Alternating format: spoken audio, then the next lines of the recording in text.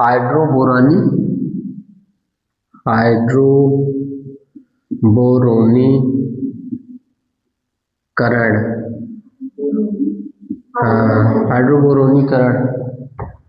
हाइड्रोबोरोनीकरण इसमें क्या होता है, देखिए कि जब हम लोग क्या कराते हैं, एल्कीन की अवक्रिया डाइबोरेन से कराते हैं। अवक्रिया डाइबोरेन से कराया जाता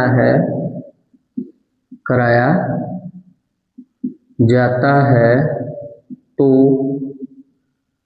ट्राई एल्किल बोरेन प्राप्त होता है। ट्राई एल्किल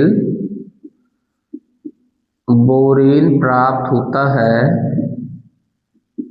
जिसका H2O2 के साथ अपघटन कराने पर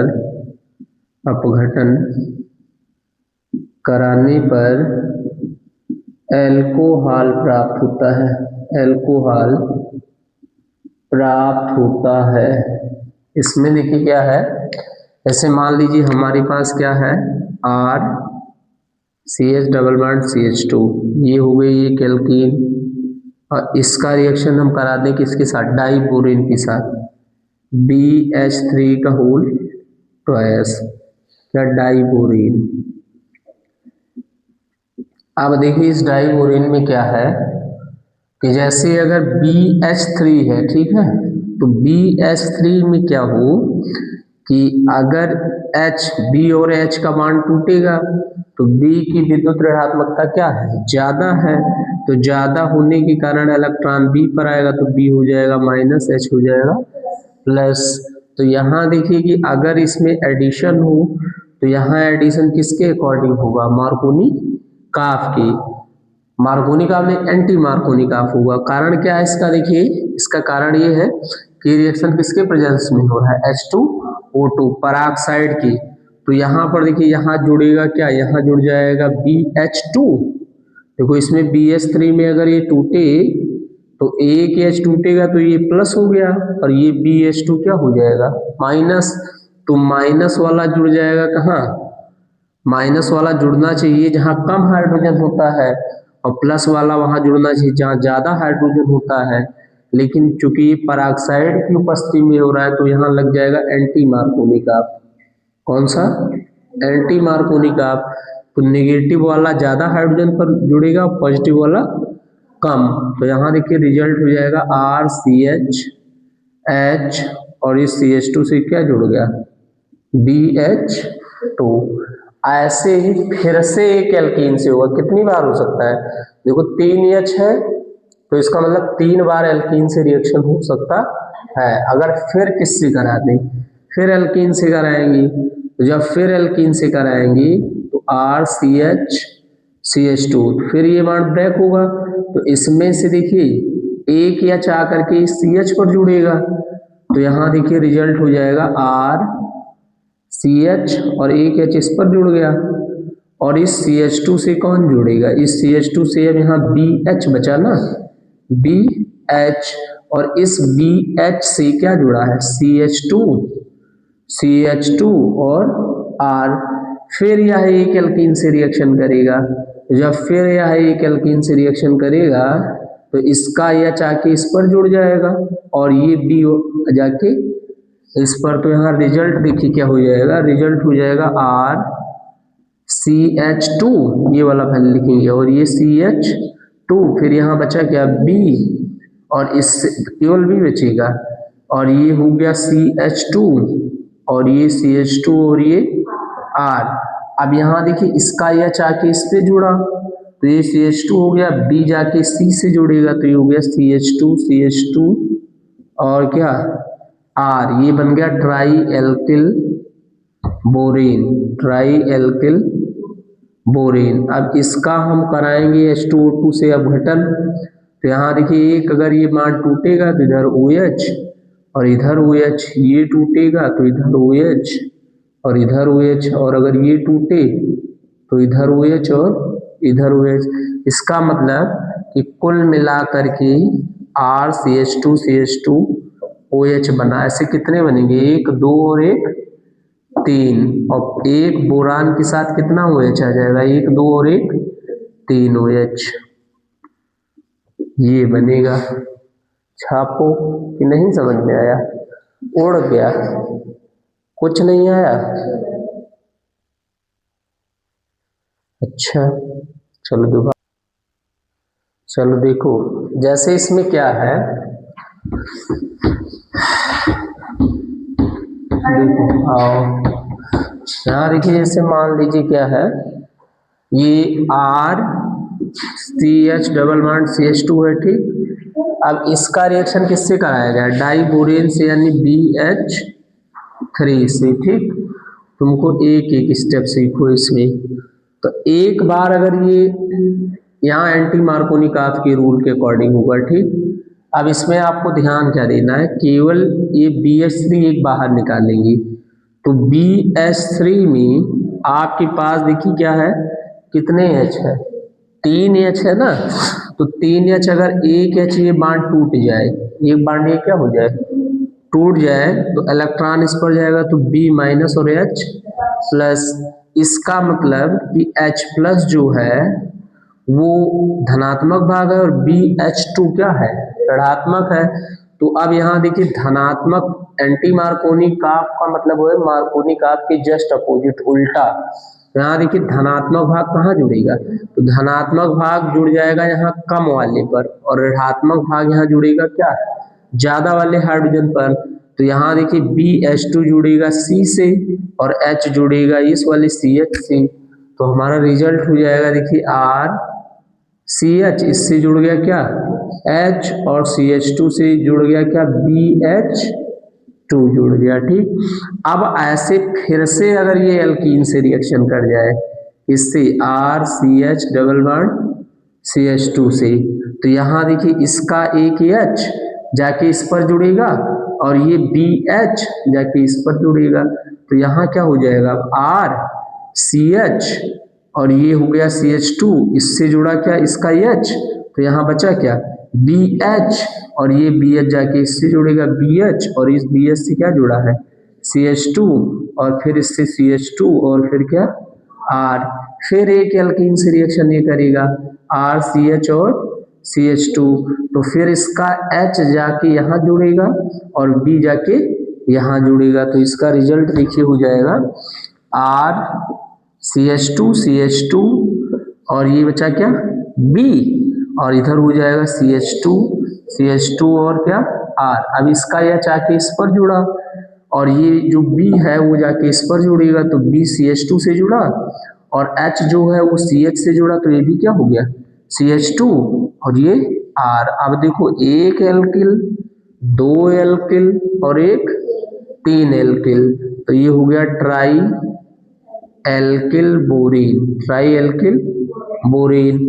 अब इसका आप घटन कराएंगे, तो देखिए H2O2 के साथ अब घटन हो रहा है, तो इसका मतलब आपको ध्यान क्या देना है कि यहाँ पर अगर एक बांड टूटेगा तो H2O2 में क्या है HOOH है ना, तो यहाँ एक OH इधर आ जाएगा, एक OH इधर, ऐसे कितना बांड टूटेगा 3, तो एक OH इधर, एक OH इधर, ऐसे ही बांड टूटेगा तो एक OH इधर और एक OH इधर। तो यहाँ हमारा देखिए हो जाएगा RCH2CH2 और OH, और ऐसे कितने बनेंगे 1 2 और 1 3, तो यानी बन जाएगा यहाँ 3RCH2CH2 OH, और एक बोरान के साथ कितने OH 1 2 और 1 3, BOH का होल थ्राइस।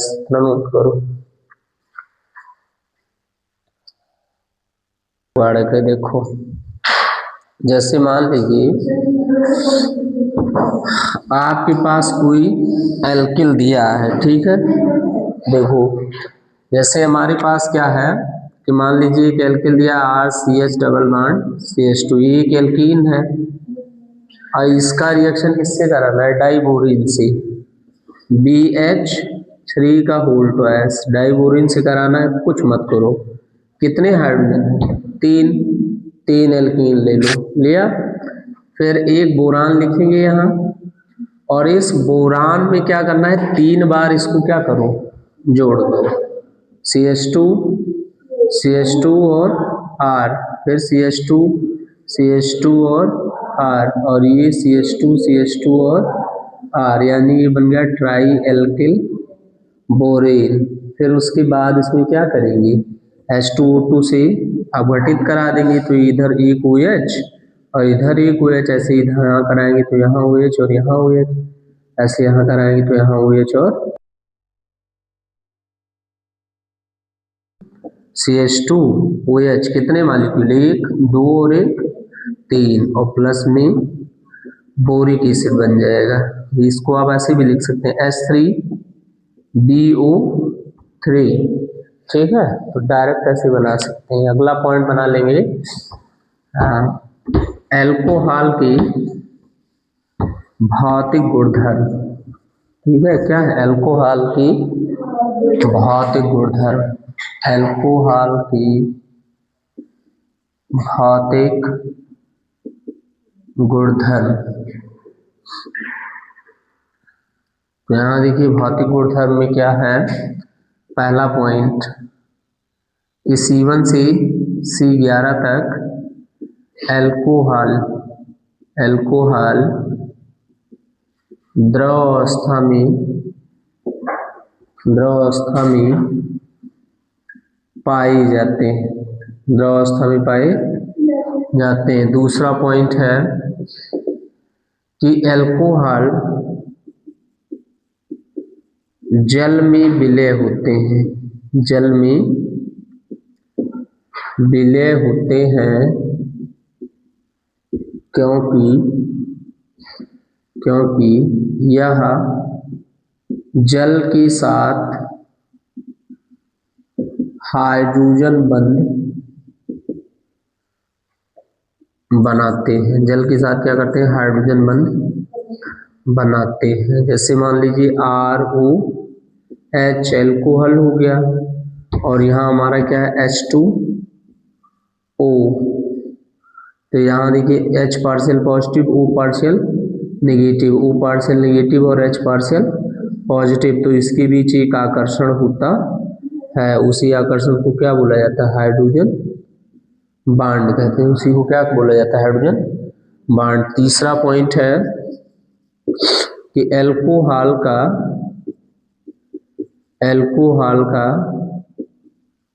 क्वथनांक अधिक होता है क्योंकि इनमें प्रबल हाइड्रोजन बंध होता है। अब मान लीजिए आपके पास तीनों प्रकार के एल्कोहल हैं, जैसे देखिए मान लीजिए 1 डिग्री का एल्कोहल है, 2 डिग्री का एल्कोहल है और 3 डिग्री का एल्कोहल है।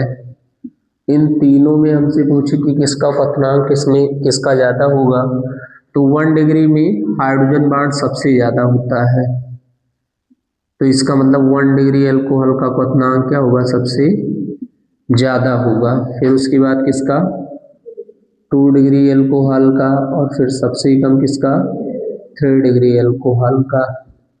रीजन क्या है, हाइड्रोजन बांड सबसे ज़्यादा इसमें है, तो जब इसमें हाइड्रोजन बांड ज़्यादा है तो इसका मतलब इसको तोड़ने के लिए हमको ज़्यादा ऊर्जा की क्या होगी, आवश्यकता होगी। तो जब ज़्यादा ऊर्जा की आवश्यकता होगी तो इसका मतलब ज़्यादा टेम्परेचर देना पड़ेगा, तो इसका क्वथनांक क्या होगा, बढ़ जाएगा। तो इसका ज़्यादा होगा, उससे कम इसका और सबसे कम इसका, इतना नोट कर लो। चलो अब देखो, उसके बाद हेडिंग बना लेंगे एल्कोहल के रासायनिक गुणधर्म। एल्कोहल की रासायनिक गुणधर्म, केमिकल प्रॉपर्टी ऑफ एल्कोहल, ठीक है। तो यहाँ देखिए क्या है, पहला क्या है, धातु के साथ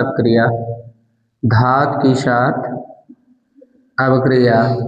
अगर किसी एल्कोहल का किसके साथ रिएक्शन करा दें, धातु के साथ, तो यहाँ धातु एल्कोऑक्साइड बनेगा प्लस हाइड्रोजन गैस। जैसे ROH है और इसका मान लीजिए सोडियम धातु के साथ रिएक्शन करा दिया गया, तो यहाँ होगा क्या कि ये बॉन्ड ब्रेक हो जाएगा, ये हो जाएगा RO- और H प्लस, और सोडियम एक इलेक्ट्रॉन त्याग कर एक धनायन बनाता है, तो इस पर एक प्लस आएगा, तो यह Na इस O- के साथ आ जाएगा, तो ये हो जाएगा RONA।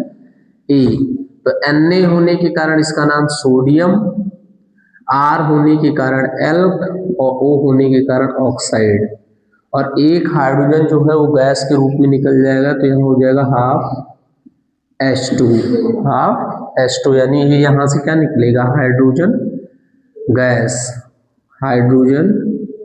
गैस निकल जाएगा। उसके बाद देखिए दूसरा क्या है कि अगर हम एल्कोहल की अभिक्रिया किससे करा दें, कार्बोक्सिलिक